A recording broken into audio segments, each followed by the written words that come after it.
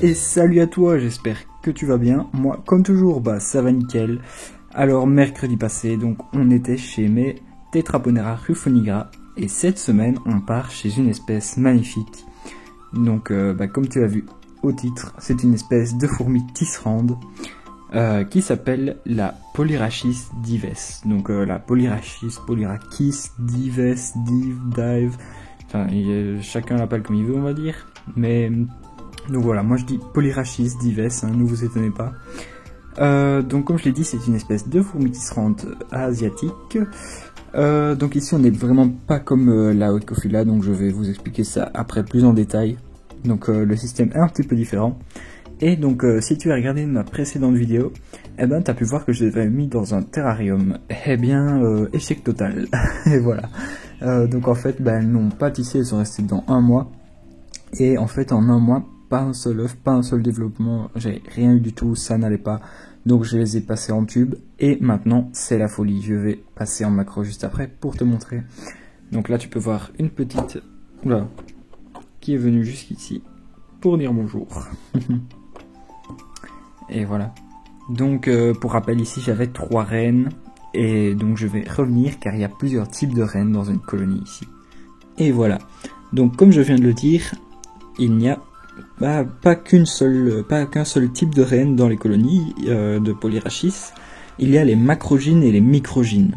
Donc ici j'ai 3 macrogynes, donc ça c'est les grosses reines où c'est sûr que c'est une reine. Et puis on a les microgynes qui vont vraiment être de la même taille qu'une ouvrière, mais qui ont un thorax un peu plus développé, c'est à ça qu'on les reconnaît.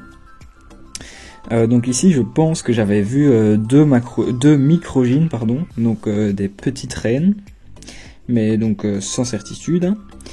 Et donc, comme je te l'ai dit, en fait, ici, je n'avais pas de couvain. Comme tu vois là, j'ai une belle larve. Comme tu le vois en dessous, j'ai plein de petites larves, etc. Alors, cette espèce, tout le monde dit que c'est impossible en tube et en acrylique. J'ai la preuve ici en image que ça fonctionne très très bien. Donc moi ça n'a pas marché en terrarium au début. Donc et ici par contre ça marche très très bien. Donc vraiment il n'y a aucun problème. Alors avec cette espèce par contre tu dois faire attention si tu la prends car sache qu'elle passe très facilement l'anti-évasion. Très bon exemple ici. J'ai 3 cm d'anti-évasion.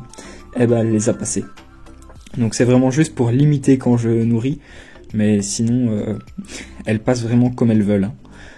Donc ici, je vais essayer de faire un point sur une des reines. On voit ici l'abdomen d'une des reines, en fait, qui est juste en dessous. Là-bas en dessous. Voilà, on voit sa tête juste ici. Il y a une des autres qui est là, mais il y a de la condensation, donc on la voit pas bien. Une qui est ici en dessous. Et voilà. Donc c'est vraiment une magnifique espèce, comme je l'ai dit, une espèce de fourmi tisserande. Donc elle va tisser en fait grâce aux larves. Donc en fait la larve produit de la soie, comme les araignées plus ou moins. Et en fait elles vont utiliser ça pour tisser de la matière végétale, etc. Ensemble pour faire leur nid. Donc ici moi elles sont en tube pour l'instant. Je vais les laisser se développer un petit peu ici, voilà. Et après je les passerai de nouveau en terrarium. Et donc en fait, ce qu'elles vont faire, c'est pas comme les fourmis tisserandes Oecophila. Donc les Oecophila, elles vont tisser des feuilles ensemble. Ici, elles vont tisser des petits morceaux de bois, etc. Donc c'est pas trop pareil, mais ça y ressemble quand même. Alors tu peux voir à l'entrée du tube qu'elles m'ont tissé justement, donc avec des cadavres, des restes de fourmis, etc. Elles ont tissé pour faire une petite entrée bouchée pour se sentir plus en sécurité. Donc moi ça me dérange pas, il n'y a aucun problème avec ça. Et ici tu peux voir leur ancien tube en fait qui a duré donc d'abord je les avais juste en tube qui a duré pendant plus ou moins un mois aussi. Donc en un mois, vous voyez comme c'est crade, une petite colonie comme ça avec 30 ouvrières, c'est vraiment assez crade. Donc ici pour l'instant ça va, c'est un nouveau tube. Je l'ai raccordé, il a fallu une journée pour qu'elle déménage, c'est tout. Donc vraiment c'était assez rapide avec elle. Et tu peux également voir que cette fourmi est particulièrement épineuse. Donc là on voit bien, il y a, si je ne dis pas de bêtises, 6 épines sur chaque ouvrière. Là tu le vois très très bien avec celle qui passe juste devant.